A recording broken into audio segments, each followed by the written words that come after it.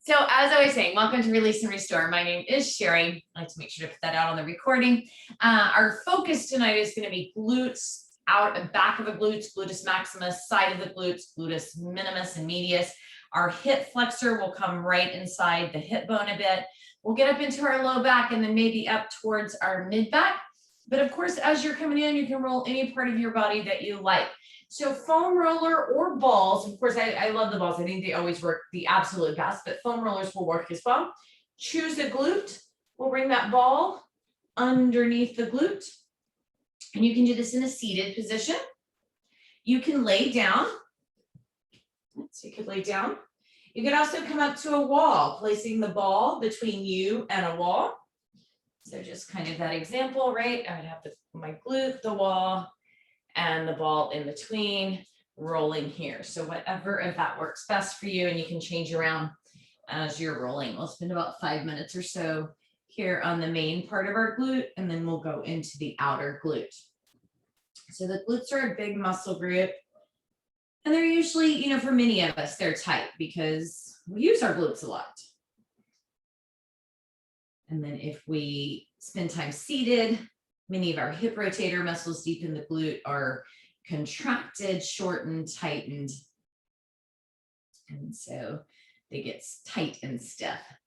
Welcome, Mary. Welcome, Paula. Welcome, Deanna. So as you're rolling around, and you can also set up on a chair. If being down on the ground bothers you, you could be on a chair. And I can lift myself up a little bit so I roll softer. Or I can really press into the balls so I get a deeper rolling. And then also when I have kind of a tender spot, I'm just going to kind of sink into it, holding there, maybe flossing the leg, maybe bringing it into that 4 position. So you can play around with the position of your leg. If this starts to bother your hands or your wrist, lying down works really well also. And a lot of times if I'm laying down, I have more control over moving my leg around.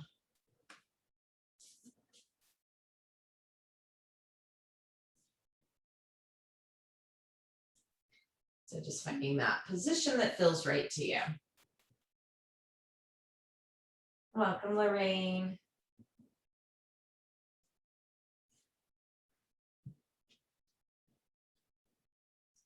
Very well. As I said, spend about 5 minutes kind of on the rear glute, which is our gluteus maximus. And then of course, underneath the glutes lie our deep hip rotators.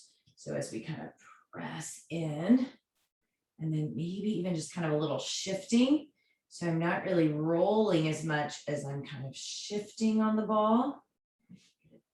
Deeper massage. The ball presses into the rotators. So I tend to use the bigger gray size ball. Those of you that have kind of the Joe Miller balls, the blue one works great. I just kind of like the gray one because it's a little bit bigger up off the ground. Sometimes if I take the blue one, the smaller ball, I'll put it on a yoga block or set in a chair, just so I feel like I have a little more space. Welcome, Erica. Get right down the bottom of the glute. So I'm kind of getting right before it. I don't want to get right when it comes into the hamstring, but kind of right at the bottom of the glute. Now, the one area that I want to make sure I'm careful to avoid is setting directly on the coccyx, the tailbone. So I'm keeping the ball over on the side of the glute. I'm not setting on it right here, smack center. The coccyx is a very sensitive bone, and so we don't want to risk fracturing that. Nice. Now you can stay on this main back part of your gluteus maximus, or you can start to come onto your side. So a lot of times I come down onto my elbow. I'm getting more onto the side of my glute. I'll spend about 3 minutes or so here on the side. So again, I can go to a wall also, and I can roll kind of big, or I can sink in and just kind of get some shifting. So I'm going to find those little bit of tender spots. Just kind of sink in there, shift around.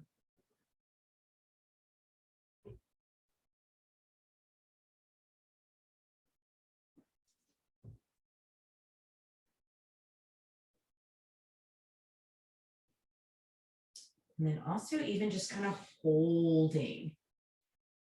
So I'm gonna have a little bit of a tight spot. And see, I'm just gonna hold here.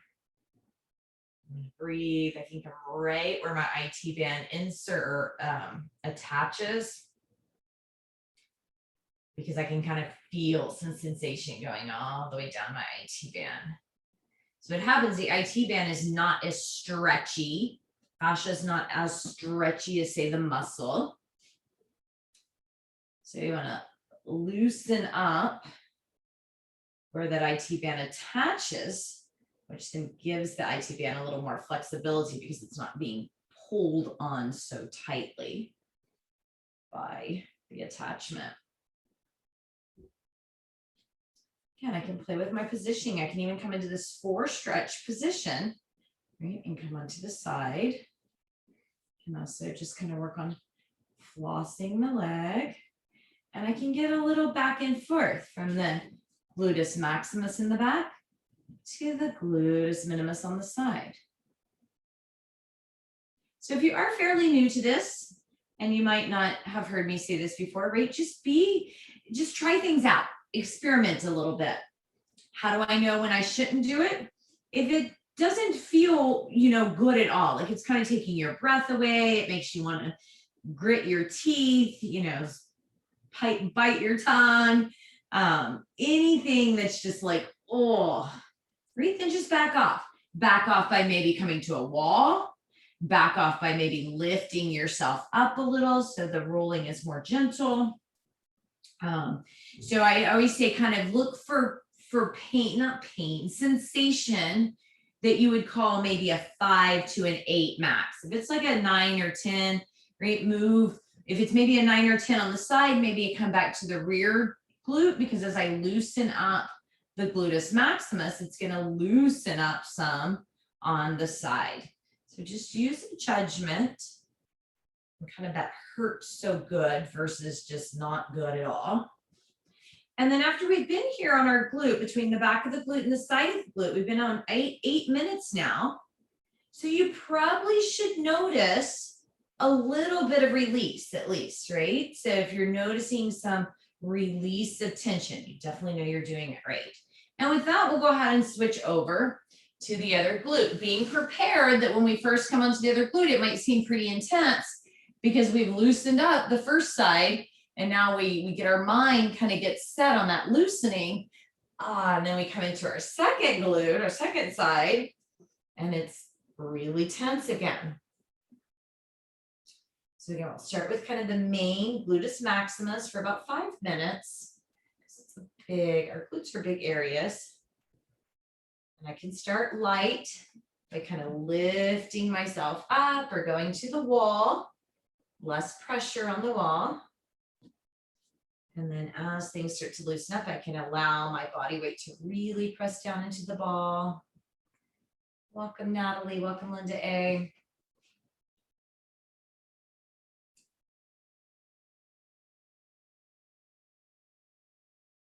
So foam rollers work pretty well with the glutes. So what I do if I'm using a foam roller is I just kind of, shift so the weight is more on one glute than the other. So I get a little deeper massage.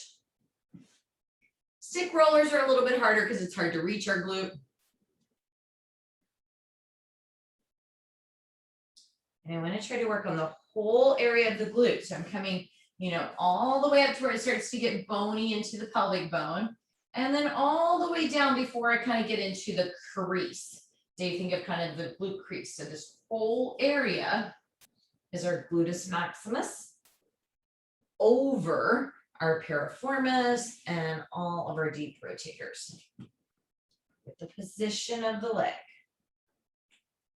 Position of your body. Remember, you can lay down or go to a wall.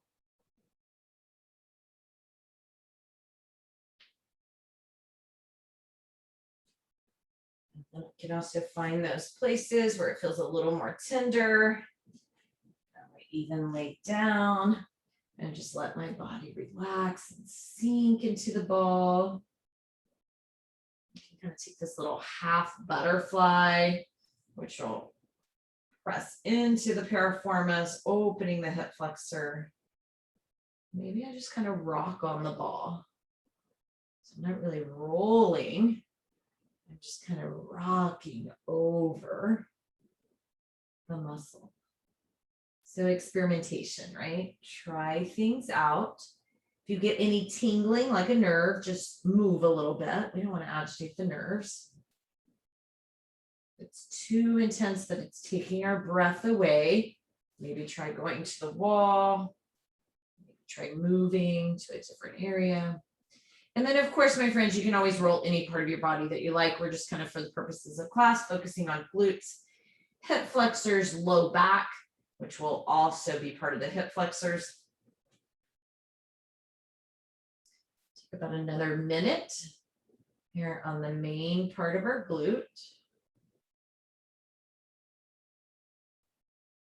Welcome, Sarah. So we're in our second glute, Sarah, so feel free to just kind of jump in wherever you are. And when we move on to something else, you don't have to move on. Welcome, Anne-Marie. So usually where you feel kind of that little bit more tenderness, a lot of times that's the piriformis. It tends to be pretty tight, especially if you start to feel a little reaction, not necessarily nerve tingle, but you kind of feel some sensations come down the back of the leg. The sciatic nerve runs right there through the piriformis. So it can act as a trigger point to really release the sciatic nerve. Nice. And then we'll go ahead and roll onto the outer glute, gluteus maximus and minimus. So again, I could come up onto my forearm. I could come on the wall. It's a smaller area. A lot of times I don't even roll here so much, so I could roll. But because it's kind of a smaller area, sometimes I just kind of press in, smash in, and then just do some light movement, a little shifting, a holding, hold into it. I can even come down onto the floor, really letting my gluteus minimus and medius sink in. So this definitely isn't a class I want you to worry about what you look like. Right? It's all about just getting yourself in the positions that massage everything nicely. So we're spending about 8 minutes total on each glute because we're getting the back part of the glute, the side part of the glute. Our glutes are some of the biggest muscles in our body, some of the muscles that we use pretty much constantly. So we give them a little more attention than, say, maybe our forearm. Now, if you type a lot, you play piano, you play a lot of tennis, right, then your forearm might need extra attention. But pretty much everybody uses our glutes. You feel those little bit of tender spots. Just hold onto it, work on your breath. Think about deep inhales, and as you exhale, releasing.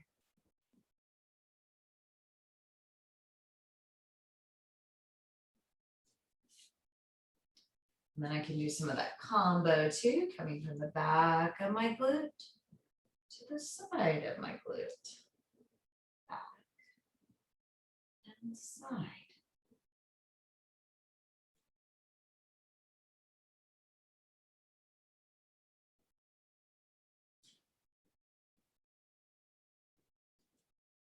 So we'll get our hip flexors in our lower back, but we're also going to take a little bit of time. I don't do this every time we come through it, but from time to time we come into our hip flexors from the front.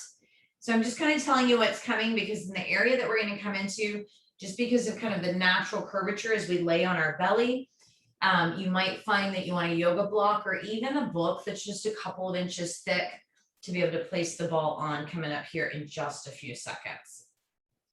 So just think about kind of finishing out your glute. And remember, we want to, spend a little bit of time on each part of our body and then move on. You can always come back tomorrow for those tighter areas. But we don't want to bring so much stimulation, am I saying that right? Into an area of our body. We want to like bring the blood supply in, agitate it a little bit. And then we want to back off and let the body kind of heal. All right, so we're going to move away from our glutes now, coming into our hip flexor. So again, whatever size ball, the medium size, the big ball, if we got the lacrosse ball, the tennis ball. So our hip flexors are the iliacus and the psoas. The easiest way I think to find it is if you kind of bring your thumb along or whatever, and you find your hip bone, right? We've got the hip bone right there. And then we're just going to go right inside the hip bone. So hip bone, right inside it. Again, I like the big ball because it kind of covers a big enough area to get both the iliacus and the psoas. The psoas runs inside the hip bone, the iliacus runs a little bit in. But whatever size ball works because you can move around. So then what I'm going to do is holding this ball into place, I'm going to come over my yoga block or my book, and I'm going to let the body start to sink in.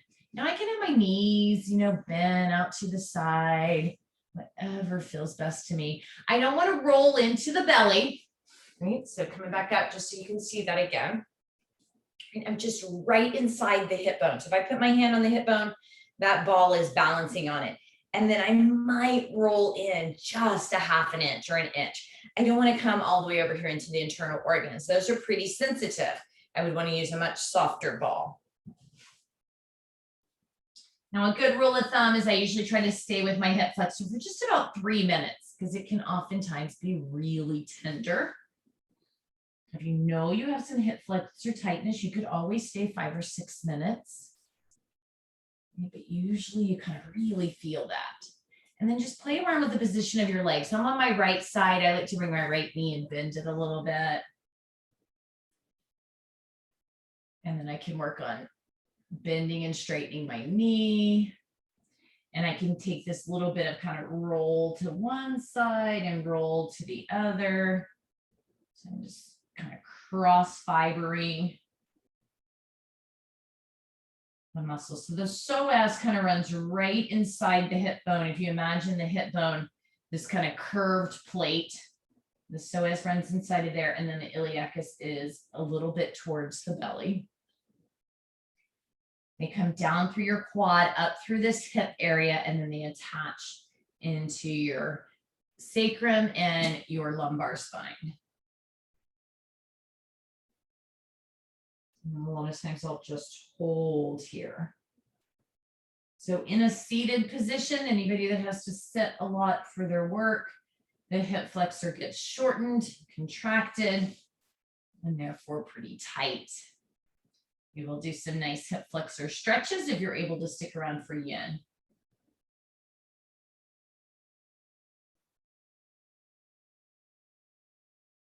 Nice, maybe a couple more breaths on this side.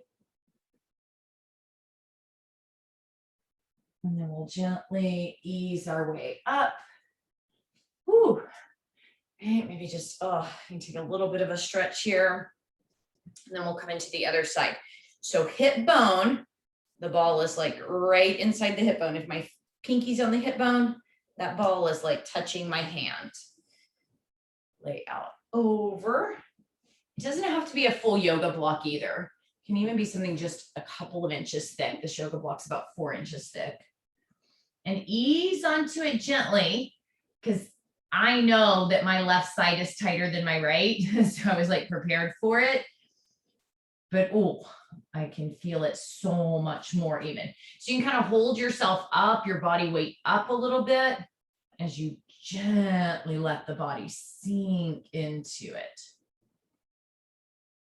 And then maybe you just kind of allow yourself to sink in and then back off a little bit.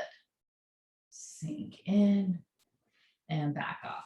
So if you don't place the ball in a book, just because when you lay in this position, we get kind of a lifted area of the hip flexor, you're just not going to get as deep of a massage.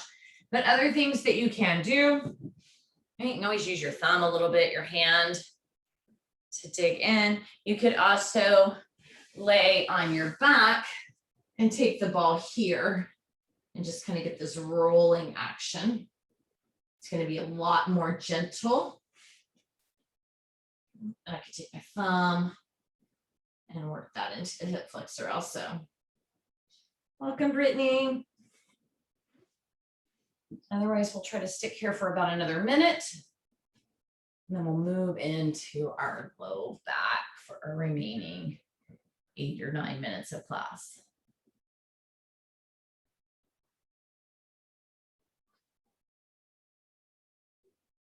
Remember, I can flex the knee, moving the knee.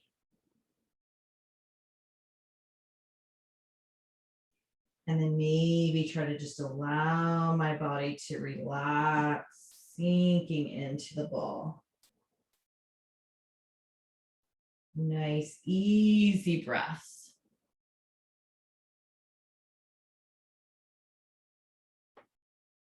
And then we'll slowly make our way up. So we'll come onto our back. So options, right? You could put the 2 balls in the bag and get both sides of the spine at the same time. We'll focus mostly on the lower back, but feel free to roll up your back if you like. Next week, we will get more really moving up our back. But if I wanted a little less intense, would be, again, big balls, small balls, your choice. I'm going to show you a bunch of options, right? So I could just bring the balls into my low back, maybe hug my knees into my chest, get a little side to side movement here, which can be pretty mild. I also have my feet on the ground. Right, so 2 balls is going to be a little milder. I could lift up and kind of roll up and down on my low back. So rolling with the muscle fiber, rolling across. Now our hip flexor muscles come up through here as well as our quadratus lumborum. If I want to make this more intense, one thing I can do is add a block or a book. So I can place the balls. I can't roll as much in this position, but now as I lay over this, right, I'm more in this bridged position. I can again play around with my feet. And so the balls press up into my back a little more. So you can always play with adding a block or books under the balls, whatever size balls you have. Or with or without the block, I can do a single ball. So single ball one side means that as I kind of lift myself onto the ball, right, it's not being evenly distributed into both sides of my back. So it's going to be a little more intense. If I have the ball on the right side, maybe I bring the right foot into a 4. Maybe I hug it into my chest. Maybe I put it on a block, which is going to, of course, make that even more intense. Oh, and maybe too intense. And maybe just right, depending on how you are feeling tonight. This will loosen up. So a lot of times when I'm here, so I'm on a hip flexor and I know because I feel stuff coming down the front of my leg. So I can trigger points of the hip flexor here. It's not really a pain coming down my leg, but it's a sensation that lets me know I'm on my hip flexor. Now, if you're using a blocker, but just be aware, because sometimes if we roll, the ball will roll off the block and it can be a little bit uncomfortable just on the little kind of, it's not really a fall, but a little bit of a sensation. You can kind of play around with leg position. So we'll spend, if you're doing both sides, right, we have about 4 minutes per side or 8 minutes total. And of course, feel free to roll up your back if you like, though we will kind of focus on the mid to upper back next week.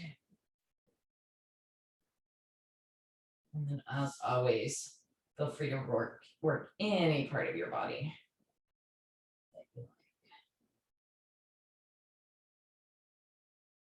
So if we have some tightness in our low back, right, it's going to pull on the muscles attached to our hips. It's going to pull on our spine. And so one thing that happens say I'm really tight down the right side of my spine, that's going to pull my spine to the right, and I can actually get a little curvature, a little scoliosis, not the type that maybe I was born with, but maybe the type that I've developed because I'm always tight on one side.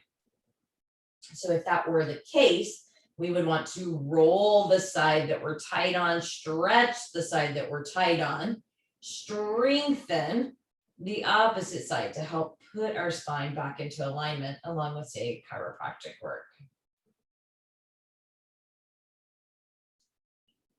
Flossing the legs.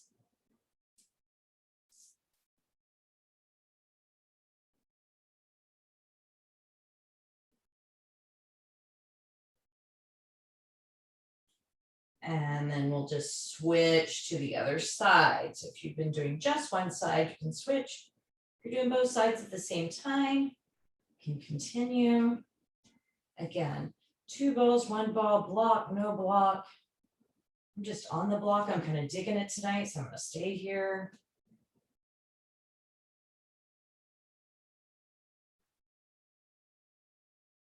Getting into this area of our back is a really good point to work on to kind of release our whole back fascia line. So the back fascia line runs from the back of your head down the superficial area of the back part of your body, down through your glutes, your hamstrings, your calves. So our glutes and back are kind of right in the center of that fascial line. So you can imagine if either one of them are tight, they're going to be pulling everything towards them. It's going to over tighten all the way through the back, through the hamstrings, through the calves, all the way down to the base of the feet. So plantar fascia issues can be related to low back tightness. All of that interconnectedness of the body. So we have about 3.5 minutes left officially in class. And then if you would like to join in for yin, we will start with some stretching of the low back. We'll get into our glutes, our hip flexors, and then of course we'll get, our bodies interconnected. So as we stretch our glutes, we'll be stretching our hamstrings. And as we stretch our low back, we'll get our glutes, and some combination.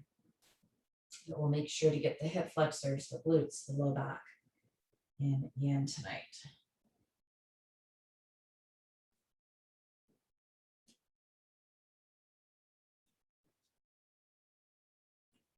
And you can roll a little bit over the SI joint, over the bony hip pelvis.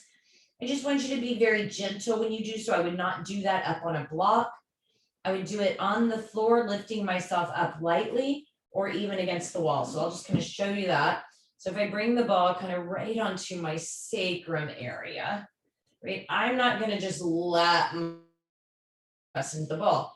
I'm using my core a little bit to kind of gently roll over the area. So then I can experiment. I'm like, okay, it feels okay. I can put a little more pressure. Because we do have some tissue over that SI joint, but it's a lot bonier there. So anytime we're in a bony area, we want to be a little more careful. And then again, things like the coccyx, the tailbone, we don't want to press into that. It's a very, fine bone.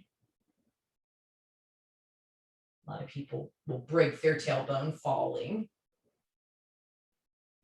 It's a small bone.